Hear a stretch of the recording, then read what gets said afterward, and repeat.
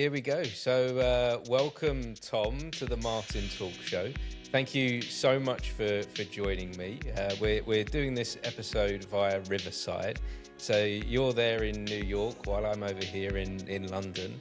And we're here to talk about your show, which you're doing at the moment, and you're doing some shows in New York in May, and then you're going to bring this to the Edinburgh Fringe, A Cat in a Box. So, yes, Tom. That is it. I'm sorry? So, Tom, tell me all about the show. Oh, okay. Well, A Cat in a Box is my story about growing up in a dysfunctional alcoholic family. It was something I wanted to tell for a long time. When I was younger, I would tell my siblings I'm going to write a book about our family someday because I knew something wasn't right. But for many years, I still didn't have the knowledge or the spiritual growth, psychological, mental growth to realize that there really was something that was not right the way we were brought up. You know, I walked around feeling defective for so many years. And it wasn't me. It was just, poor programming. Yes. And so you put this personal story into a one-man theatre show. Why have you done that? How have you got to this point? When I was younger, I was the entertainer in the family. I didn't want to be, but that was just a role I chose. And I remember in elementary school, grade school, 6th or 7th grade, my friends and I grew up in the suburbs of New Jersey. We were hanging out just a few blocks away with the other kids up the block. And one of them said, "Oh, I heard of you. You're the funny one. You're the funny guy." And I was kind of offended by that because I just wanted to fit in. Mm-hmm. So that was a role I just assumed. So I ended up, getting into stand-up comedy, moving into New York in my 30s and being exposed to people like Eric Bogosian and Spalding Gray and loving that type of performance, but still just, I don't know, something I wasn't able to do it back then. I just wasn't. I would go to open mic nights and I would go to performance art nights and I would read monologues and I would take them home and then I would lift up a notebook and I would slide it underneath that notebook and it would stay there and never come out again. And people would say, "Hey, what was that piece you were working on?" And I just didn't do it. I didn't have follow through from growing up in a dysfunctional family. In fact, I had 175 jobs by the time I was 40. Mm-hmm. Yes, I think that's quite similar with a lot of creatives. Do you think that's something that I wonder if having this dysfunctional background and upbringing has brought out the creative side in your nature? I believe so. Sometimes I wonder, what I would have ended up being if I didn't grow up if I grew up in a loving family, a loving, supportive family. I mean, I might have been a lawyer, God forbid, or an astronaut, I wouldn't have this need to I guess basically make people feel is what it is. Mm. I know sometimes people say, "Oh, go ahead." Yeah, I was going to say that's a really deep wanting and a need for us as I think most human beings have that, don't we? It's that wanting. I think that's a key to perhaps connection. Yeah, I agree. Often you hear performers or even non-performers say that our need as a performer is to be noticed and to be seen and to be the center of attention. But, I mean, I always joke about it, but we all know there's a lot of other things I could do to get attention. Yes. A lot of unhealthy things I could do. And so you started as a stand-up comic, is that right? Is that the first thing that you went into with your creativeness? Yes. When I was younger, I listened to George Carlin when I was in grade school. I would repeat his, do an impression of him. I didn't even know what I was saying. I was in like 3rd or 4th grade. My brother had the album Class Clown. And I saw comedians on TV, and I heard Carlin, and I heard Pryor, and it wasn't until many years later, in fact, about 7 or 8 years ago, when I realized what attracted me the most about them, and it wasn't that they were funny, it was that there was a lot of truth in things that they said. And that's what really attracted, I realized that 7 or 8 years ago, that's what really attracted me to them. So I feel like I love stand-up, but I kind of got caught in it for a long time because, I'm up there talking about my dysfunctional family and how I used to be a crackhead when I was in my 20s and an alcoholic. I've been sober 36 years in July. And, people would laugh, but then after the show, they would come over and say, hey, I'm going to buy you a drink. And I'm like, no, I don't drink. And they say, oh, yeah, you didn't make that up. So I think theater, in a one-person play or a solo play specifically, in my opinion, especially in theater, dramatic, people really let it in more. There's so many people I run into that came to my first run in New York. So many. I mean, it was only 100 people over 4 nights. But I still have people like I run into them. I was working with another comic last night who came to my show, and she came up to me afterwards and she said, Tommy, I'm still thinking about things you said in your show. I wonder if theatre is a form of therapy for us. If performance, going through this and being open and being honest. And when we look at those stand-ups like the ones that you mentioned, they're as honest as they come, aren't they? They're as truthful as they can be with their humour, with their comedy. And again, that connection thing that between the audience and the stand-up. And if for you, this is what has truly helped you move forward. The stand-up did a little bit, but the solo show, man, writing it and working on it, I'm laughing because it's also like a sad, like, it takes work. I remember a friend of mine who was very successful in comedy. I messaged him once and I said, hey, I got my first draft of the show. And this is a few years ago. And he's like, yeah, that's great. And now you get to editing. I'm like, editing, editing, shmediting, And then 4 or 5 months later, I was still editing the show. But anyway, I changed and grew so much because so much of my life was out on that paper. That's the kind of show it is. A fellow from my acting class recently asked me if there was any hyperbole in my show. And I was like, how dare you? There's just one moment where I talk about Evel Knievel, the toy, coming to life. And that's it. But the rest is all things that happened, So why is theatre so different then, and why has it affected you so differently to stand-up? What is the difference between the two? Because I would assume that, both of them you've got to work on your piece and you've got to work on your thing that you're going to be delivering to the audience. So why has theatre been so much more therapeutic for you? To put it bluntly, this is the way I've been describing it to friends and talking to my director about it lately. I want to stab people while they're in the theater. I want them to feel the pain. I want them to let out a little blood when they leave. And in comedy, they don't. They laugh. And on the way home, they're never driving with their wife and say, that guy was talking about his dysfunctional family. I haven't talked to my mom in 15 years. Maybe I should see a therapist. They don't do that. They just laugh at it and they go on. They may have a little bit of recognition, but with theater, I just feel like people are more receptive and they really let it in. Theatre gets you thinking, doesn't it? Theatre starts the brain working. I use this phrase all the time. It's the empathy machine.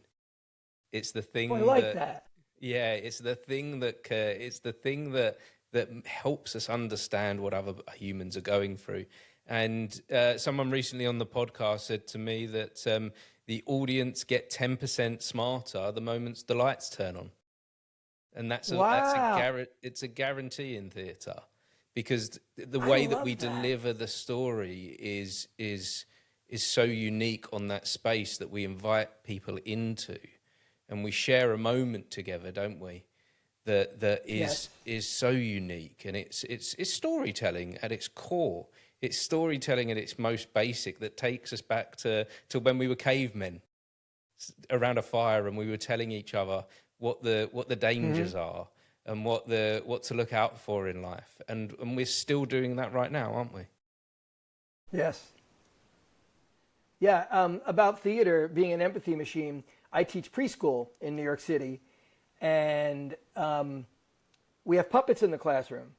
And very often when I'm trying to explain a concept to them, maybe they're having trouble, they're fighting or something, once I pick up the puppets, they're engaged. If I'm sitting there telling them, look, we don't want to hit our friends because we don't want to hurt each other and it's not kind to do that and we all want to come to school and have fun, they're just all over the place. As soon as one puppet hits the other puppet and they start talking to each other, the kids have so much to say about it.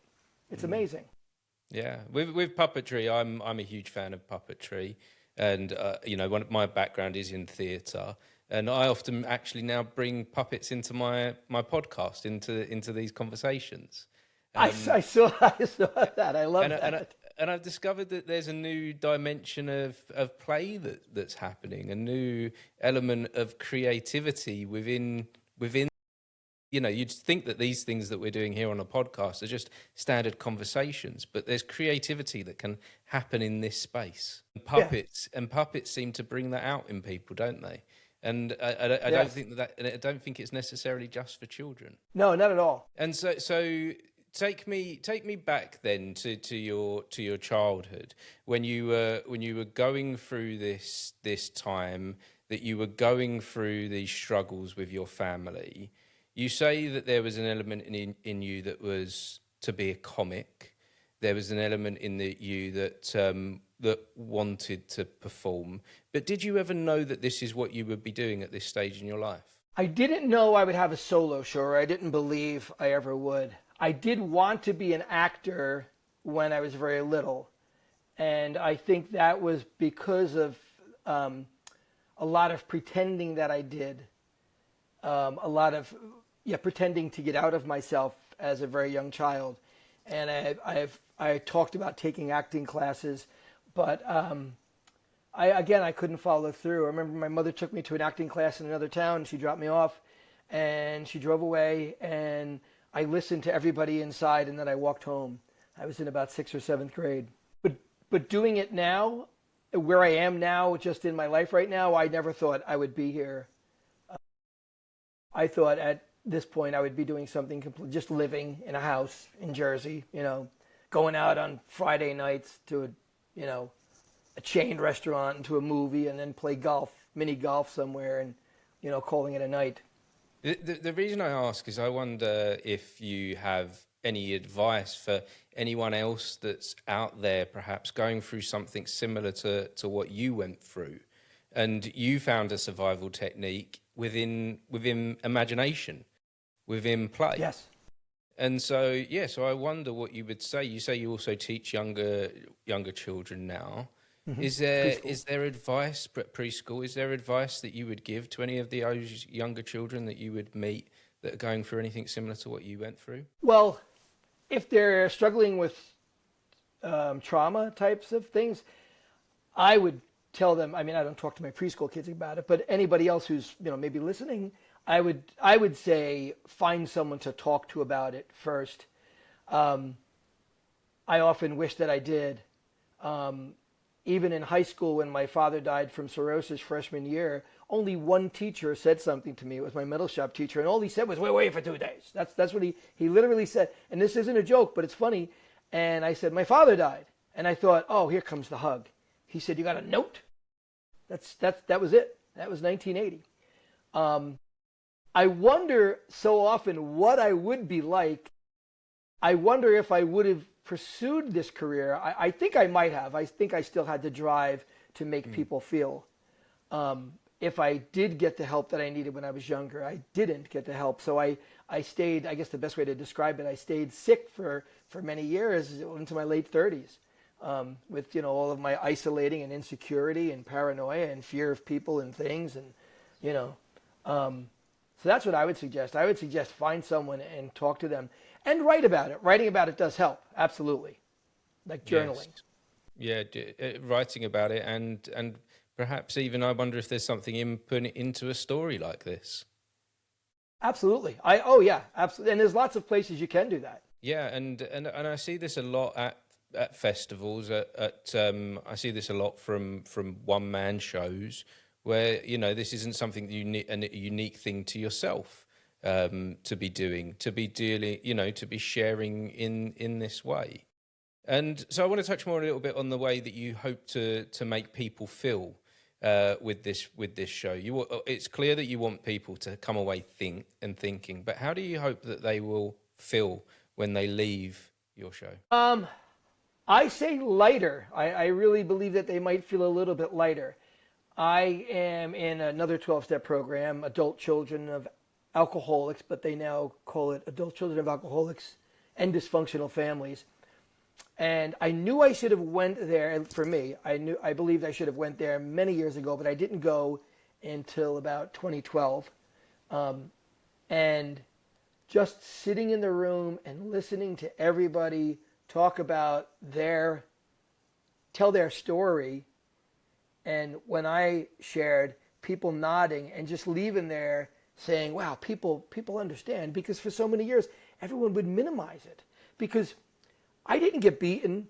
I didn't get locked in a closet, but there was, my father was a crazy alcoholic, and it was like living through a war zone from the time I was 6 till he died when I was 14 every night. And I was the youngest, and I didn't get the love and the support that a person needs in order to grow. Mm. And so I wonder, when you say you hope the audience to feel lighter, if perhaps it's something to do with that love as well, that you hope the audience will feel that love that you didn't receive in some way. I didn't think of that, but that almost made me cry now that you said that, but I will do that after this.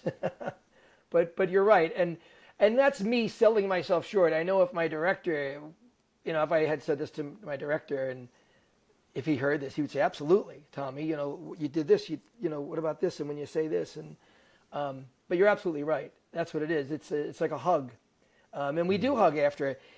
When I was workshopping, which I still am from time to time, we're always changing things, I always do a 5 to 10 minute talk back afterwards. And when I did my first run in New York, I did it, and I'm doing it again in May. Edinburgh, I won't have the time, but I'm going to tell the people, look, I know this show might have made you feel a certain way. I'm going to be standing right out here in 5 minutes. I want to talk to you. Because every show there's someone who raises their hand and says, I didn't know what this show was going to be about, and I realized that I haven't talked to my mother. I have friends who text me afterwards, who I've known for years, and they say, I never told you this. I haven't talked to my mother in 25 years. She's living in another country, and I think I might do something about it, or might not do something about it. Yeah. Tell me a little bit more about that talk back then, after you've told your story, after you've shared in this way. That what is the thing that's happening in the conversation between you on a one-to-one basis? What's happening there? It's a mixed. Sometimes people want to tell what they liked about the show, which is fine, but there's always people who share a story, and I just love to hear that, because even though I'm 60 years old, I've wanted to tell this story my entire life. My entire life. And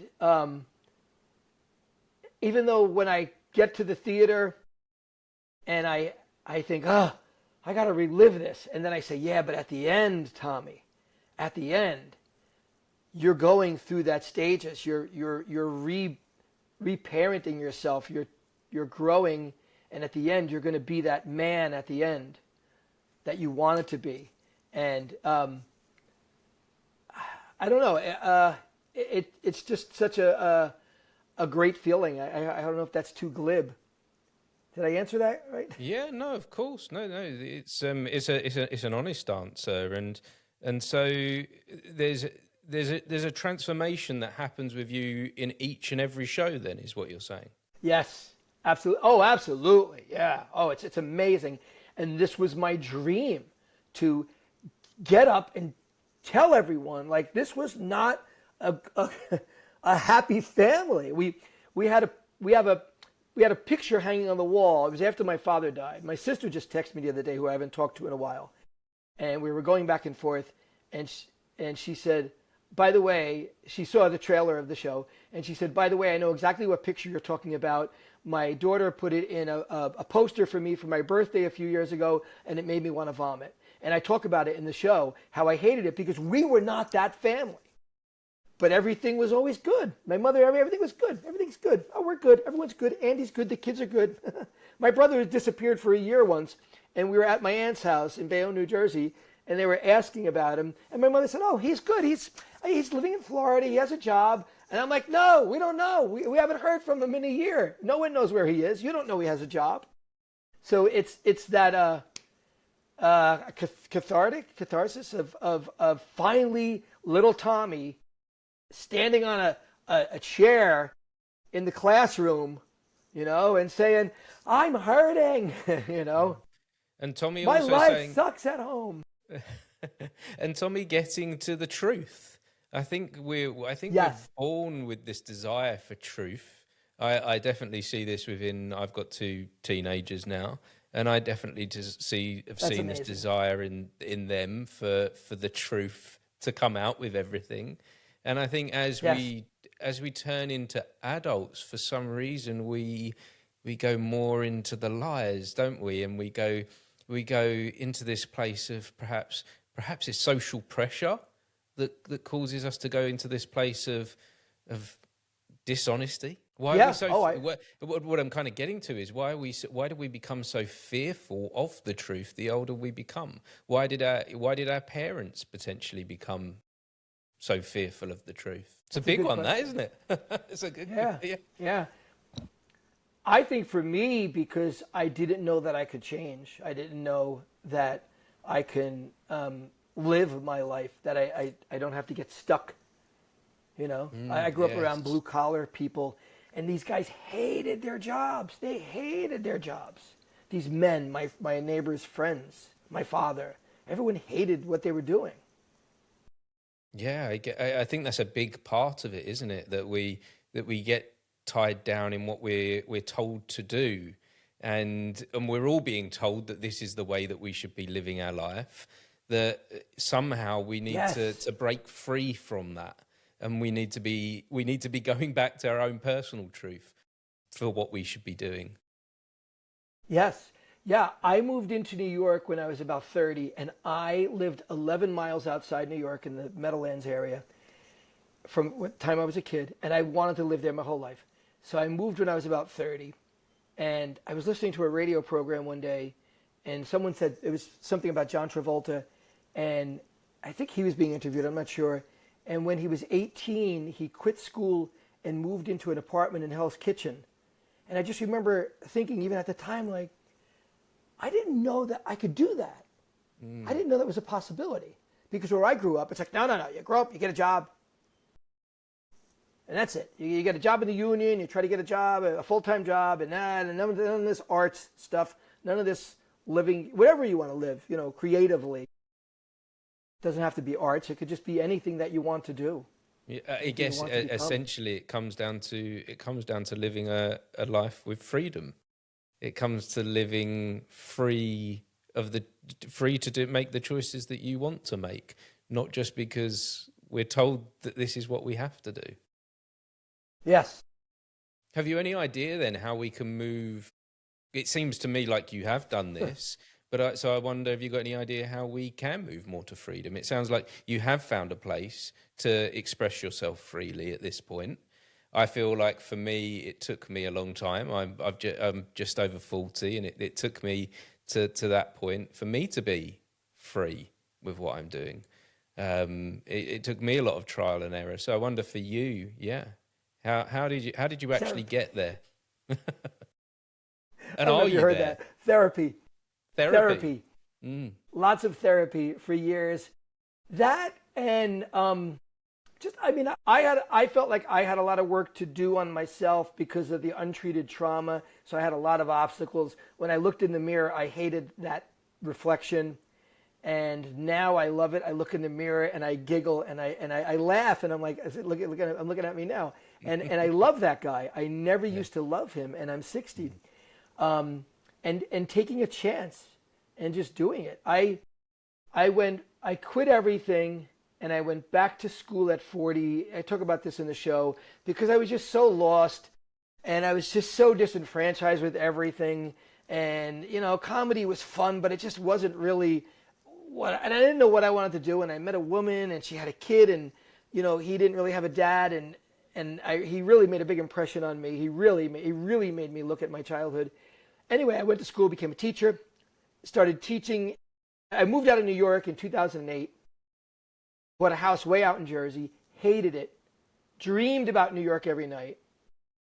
And anyway, I became a teacher in 2015. I think I was, 11 years I've been teaching. So 50, almost 50. And I taught in New Jersey for 4 years. And one day this teacher I was working with said, and I quit everything, by the way. I quit everything at the time. I quit comedy. My house was ruined in Hurricane Sandy. And I had a Foot Locker with everything I ever did in comedy, from the very first open mic to my very first professional show. And I threw it all out. I had 3 shows from this place in Grand Rapids, Michigan, that were in my video camera in the attic. So I threw it all out. I was just mad at the world. But anyway, one day at lunch, she said to me, "You always talk about New York, and you always talk about doing comedy and performing. And, I'm wondering if there's some way you can make that happen." And I was thinking, well, I just got tenure in this school. I'm 50 years old. I want to get a pension. But I did it. I thought about it. And a year later, I quit my job in New Jersey. I got a job teaching in New York. And in February, I found a place in New York. And what I tell everyone is I did not move back into New York to lay in bed with my head over the covers, because I did that far too long. Because that quitting of the 175 jobs, it wasn't just jobs I quit. I quit acting classes. I quit people. One time a girl asked me who some of my friends were. I stopped seeing her. I just isolated. Yeah, I know it's funny, but it's also sad. Yeah. I just isolated and kept away from people. I would just look in the mirror and say, I don't want to lay on my deathbed thinking, you should have just done it. Just do it. Like, that would be a horrible feeling. That's a horrible regret, knowing that you can do something. But then there you are, gasping your last breaths and thinking, damn it, I should have just did it. Mm-hmm. It wasn't complicated. Just do it. Yeah, I know. Long answer, sorry. There's no wrong answers here. There's no wrong. Long. I know. Long. There's no long answers either. I see this as a place of discovery, and we take whatever time that we need to do that in. I love it. And so and I guess I think that the thing is in here is that as we're moving through these processes, as we're figuring something out, you said something very important to me that resonates with me about you. When you look at yourself in the mirror now, you say you love yourself, and I have to do that. I don't have to do that, but I've done something similar with myself recently, that I've started saying, well done to myself. You're doing awesome. You're doing great, because you're not necessarily going to get that from the outside. And I also recognize that there is an 8-year-old version of me still here. That younger version of me is still inside and hasn't actually gone anywhere. And when I look in the mirror, that's an opportunity for us to talk. That's an opportunity for that 8-year-old version of me to say, like, I'm really actually proud of you today. Like, I would never have thought that this would be something you would be doing, and it's actually really quite cool what you're doing today. Yeah. And do you feel that at all, that 8-year-old version of you is still here with you today? Absolutely. Yeah. It still is. My inner child, or inner teen, some people refer to it now. I think they're getting away from the inner child thing. Absolutely, especially working in preschool. So many times I see the children's behavior and I have to go over and talk to them about it. But as I'm watching them, I think, oh my God, I just did that with someone, in Dwayne Reed the other day. I reacted the same way as this 3-year-old in my classroom is reacting to someone who took their Lego blocks. And I'm 60 and I do that. I don't beat myself up anymore, which is great. I try to learn from it. But absolutely, there's still a lot of my child in ACOA, Adult Children of Alcoholics. We talk about being a self-loving parent. And when I first got in that program, I didn't want to do it because I wanted to have a loving parent. And I would say, man, if I could just win the lottery and I could pay someone to be my loving parent. And then I had to realize over time, I have to do it. I have to look in the mirror and I have to do it. no one else is going to love me until I love myself. We all heard that for so long. How do you do it then? How do you love yourself when it's not coming from an external source? I've been, I'm not saying therapy is the only way that I do it. A lot of self-talk, a lot of looking in the mirror and having a lot of compassion for myself and empathy for myself and reminding myself that I am not defective. When I was in high school, I used to look in the mirror, spend hours in the mirror in the bathroom trying to find out what's wrong with me. And I used to think, this is the truth, I used to think that I was mentally handicapped because I didn't know what was wrong with me, because I couldn't figure out, and no one told me anything was wrong with me. These are just things that I came up with from being in that family because so much was missing that I needed to grow healthy. So it's a lot of talking to myself, esteemable acts, we call them, showing up for myself, doing the show, not making up excuses. Just a lot of the things that the people who grew up in normal, healthy families do. And there are people who did grow up in normal, healthy families. I know them. I have them in my class sometimes. And sometimes when they come in at the beginning of the year, I go, oh, God, ooh, that kid, look at him, he's so lucky. And I tell the parent, if I was half that happy when I was a kid, my whole life would have been different. It's great to have them. It sounds like to me, Tom, that I think that one of the things with families that can be good and bad is that things happen in cycles and things continue, they ripple through the generations. Now, I was very blessed that I did have a loving family, and I believe that love has trickled down. But so can the hate and the anger can trickle down as well. Yes. And it sounds to me like, Tom, that you've broken that cycle of that hate, that you've broken that chain of this is where it ends in your family's line. This ends with you at this point. Do you feel like that? I think so. And I do. And I believe my siblings have also. Mm-hmm. Yeah, definitely. I never had children. It was a personal choice because I just didn't think I would have done them justice. Now I would, but I'm 60. But if I had a kid when I first stopped drinking, when I was in my 20s, maybe, who knows? Maybe I would have shown up and maybe, I would have gotten some kind of an epiphany. But that was just my choice. I thought it was safer for me to do that. Mm-hmm. Well, you say, Tom, that you've not had children, but you teach kindergarten, you're bringing up young minds, and it's just as important to break that cycle for them. That's your responsibility here, isn't it? This is, it's not all about parenthood. Is these cycles? It's what you're spreading to the wider world. And in some respects, a teacher has even more responsibility than a parent because you're dealing with 30 children in a class plus, maybe. Absolutely, and that's a fantastic point. And that's one of the reasons I got in. That's one of the reasons I chose early childhood. When I was really lost, I started asking the universe what my purpose was, and I really made an earnest. I don't. What am I doing? I was meditating, but I decided whatever answer comes back, I can't say I can't do it. And believe me, I did not want to be a teacher. I did not. I hated teachers.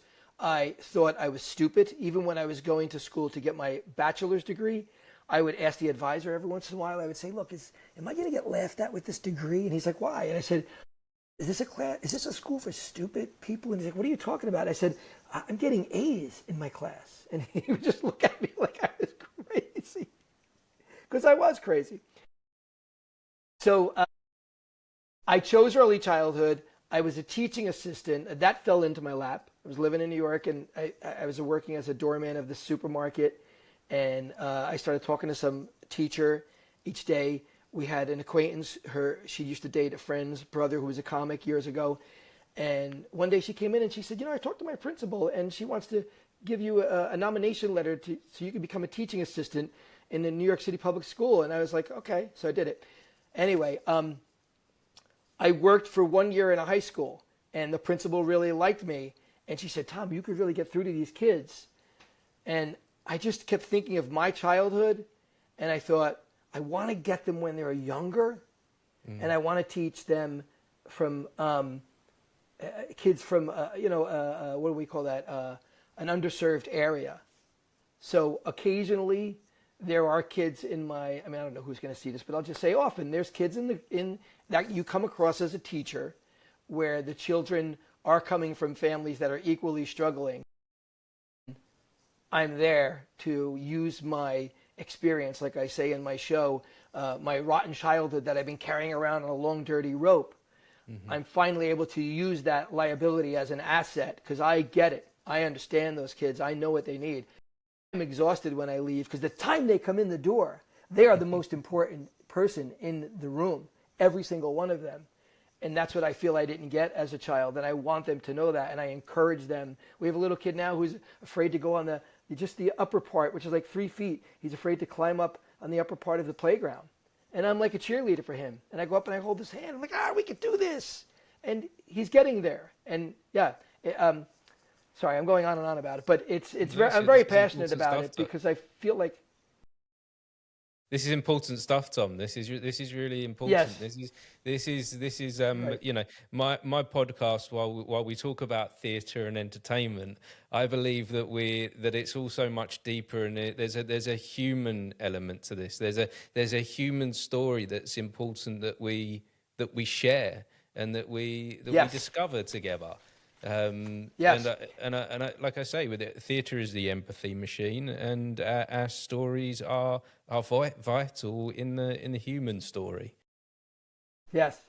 Yeah, and even in stand-up, I know there is a lot of people. When I was in the UK the first time, I love London, I went to see this guy, Jordan, I don't know, you probably know Jordan Brooks. You've heard of him? No, I have. Very interesting. And his stand-up, it could just get really dark and reflective about his childhood and his life. And you're like, whoa, is this theater or is this a stand-up show? It's pretty amazing. But you're absolutely right. You're absolutely right. I want to come back to something you touched on. You touched on this moment of asking the universe, what is my purpose? So obviously your purpose has moved you into molding young minds, being a kindergarten teacher, and you're a performer. Preschool. So what is that what is that came to you in that moment when you reached out to the universe? Talk me through that. What happened there? Well, I was dating this woman that I love very much with this child, and we broke up, and I just started, MFing everything in my life and really started looking at my life. I was just about 40, and I was wondering, what am I doing? Comedy, yeah, I was working. I was getting some spots in the city. I was working the road, as they call it. I was in the mix, as a friend of mine used to say. I had an agency sending me out for commercials. I got these 2 little promo commercials for Nickelodeon, so I was like on TV. So that's one of the things I wanted. And I just realized none of it was making me happy. I had contempt for everything. A lot of the contempt was really, I found out years later, not the external things, but for myself. But, oh God, now I got lost. Jesus. So as you were going through this point of your acting career, seeking happiness, what is it you discovered from there?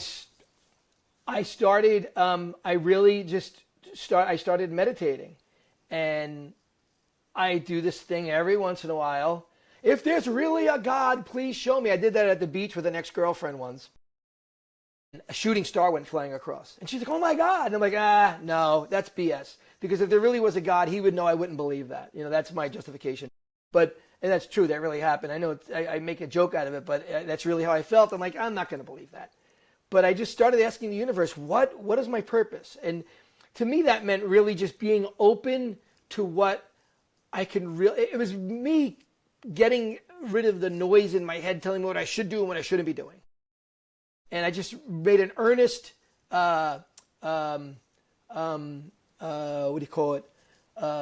decision to really be open to whatever it is. And I swear to God, if something happened in my life where I felt like, I wanted to be an astronaut, I probably would have tried to become an astronaut, if that makes any sense.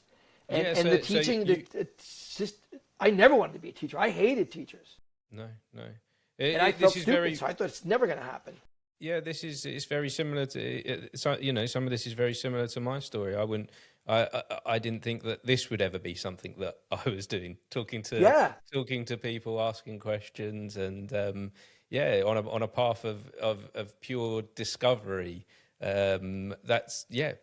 It wasn't till I discovered my purpose, and I find it really interesting how people come to that place of working out what it is we're doing here.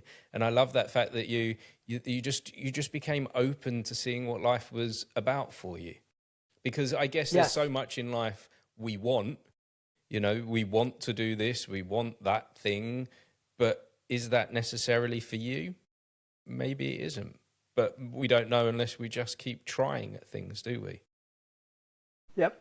And for so many years, I just never understood, oh my God, I can't remember, Maslow's hierarchy of human needs. Mm-hmm. And, at the top, we self-actualize. And I couldn't understand the bottom part.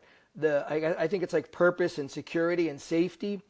And it wasn't until I was teaching for a couple of years and I started to feel like more of a person in the world. And I realized, like, oh, wow, I hit those bottom parts. I have the safety and the security. And now I'm moving up, I believe, towards more of a self-actualized person. And then that teacher in New Jersey pointed out that I talk about performing a lot because I had stopped it completely. And she was right. And I realized, I could do that. I do want to do that. That has been a dream that I've been hiding for so long. And I can do both. And that's what I'm doing. And now I'm back in the Big Apple, which I love New York. I just feel so alive in New York. Cities, even London. I love London. Yeah, what is it? What do you think it is about places like New York and London? And for me, those places, I get a sense of particularly in Edinburgh, going back to your show and where you're taking it. I see, when I'm there, I just feel like it's magic. Yeah. To steal a line from, I think it was the movie Hours. I don't remember the exact name of the movie. It was a Virginia Woolf character. And she says she loves the thriving jolt of the metropolis. I think that's the almost exact. And I really believe that. That's really what it is. When I still have my little house in New Jersey, and I go there from time to time. And when I get there, I get out of my car, and I slam the door, and all you hear is my door and nothing else. And I how could people live here? I don't know how they do that. And I know they can. And I know people create, you probably hear about it a lot of times too. Writers going off to, a little retreat place in Italy and sitting in a room and listening to the breeze. I can't write like that. No. I need to hear people fighting out in the street. I mean, that's just me. But I was also what I always say, steeped in chaos, which wasn't a good thing. I used to be very proud of that until 9/11. And I was like, oh, I don't care what's going on in the world. I was steeped in chaos. And by the end of that night of 9/11, I walked around and I went to some AA meetings and I just walked around the city and I kept thinking of that, like, Tommy, this is not good. You're okay with this? All this is I wasn't okay with it, but I was comfortable in it. And I thought, man, I hope this goes on for days because this reminds me of my childhood. I'm more uncomfortable when things are going normally. Not anymore, but that's what it was like. Yeah, there was a sense of comfort in the chaos for you, it sounds like. Yeah, oh yeah. And I used to create chaos where it wasn't. I mean, that's very common. Some people call it stability boredom. I don't do that anymore. I want to sometimes. I want to forget an appointment or, not put air in the tire, don't do my lesson plans, push the envelope, make a face at someone at work, subtle things. But nice. I don't. So you've moved into this place of here's a big question for you that I make sure I ask this of every single guest. This is making me sweat. This information. Well, it's a really big one, and it's at this moment it's quite I love poignant. It's with this question. I wonder. You're saying that you look at the world in a different way now. How would you make this a better world? Oh, getting rid of Donald Trump. would be the first one. It really would. I mean, immediately it would. How would I make this a better world? Well, I try to teach the kids, I know it sounds kind of glib, patience and tolerance for each other. I mean, I don't know how I'd make it a better world. I don't know if I could, but if I could, if I could magically make everyone just accept each other, if there was some way I could do that. And I do work on it in the classroom a lot because the kids, they fight over things all the time. Well, Not all the time, but. And I guess that is part of getting people to think differently. Then is it, and what you're doing already with theatre, and what you're already doing. Yeah, you're with right. You're right. This you're is right. I didn't think of that. Yeah, this is what you're in that space of already doing that through using the bring it up again, the empathy machine that we're creating here. If this was a test, I would be stealing your answer and writing it down right now. No, I think I'm stealing your answer. We're stealing each other's answers here.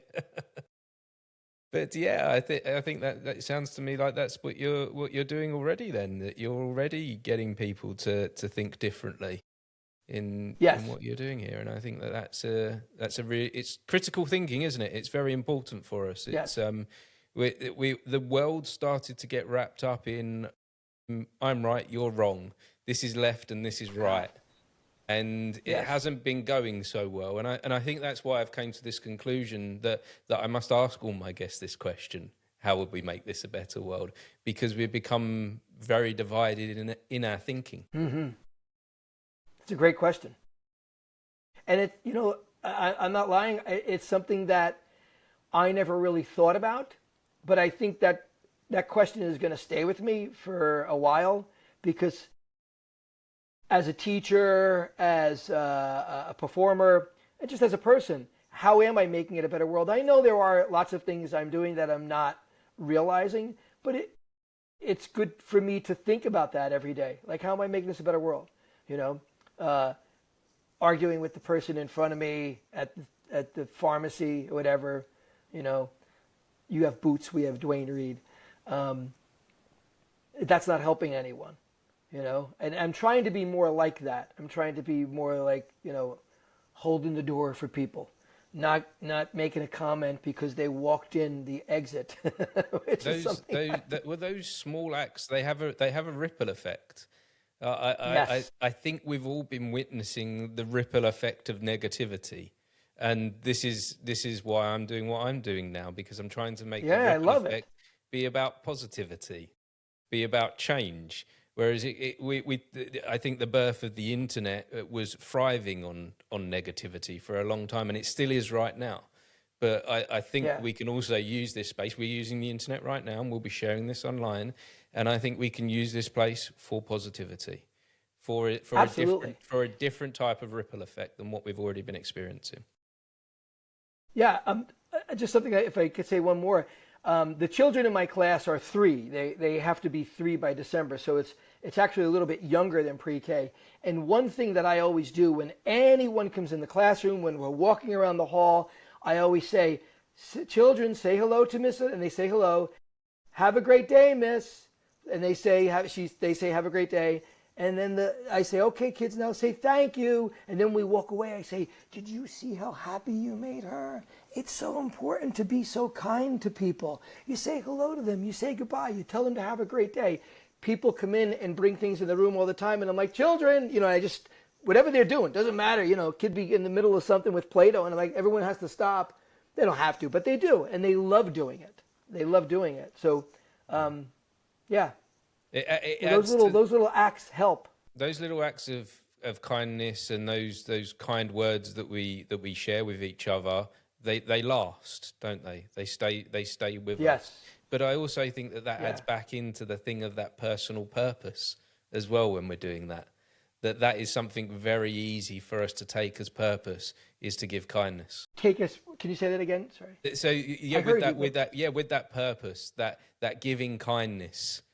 It goes back to that purpose, that because not everyone knows what their purpose is, but especially at a young age, they're not going to be fully aware.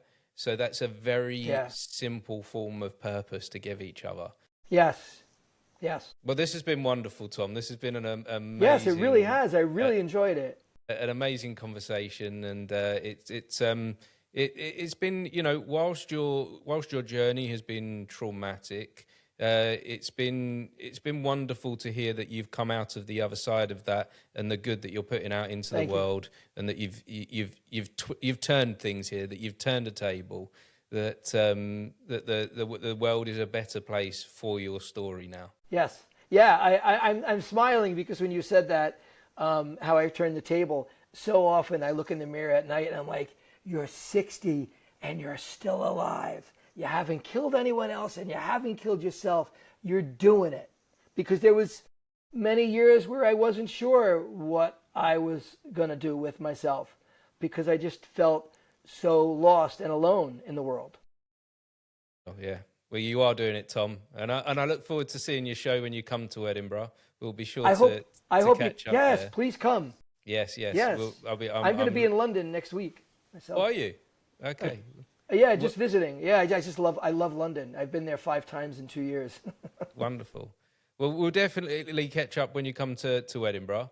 I'll be there for the full run, and we'll share the link to your Edinburgh show and your New York dates in the comments below this podcast. Oh, thank you. And once again, Tom, really appreciate you for sharing. And if anyone else has been watching or listening to this conversation, we appreciate you too for joining us. Thanks again. Goodbye. Thank you, Tom. You're welcome. Thank you.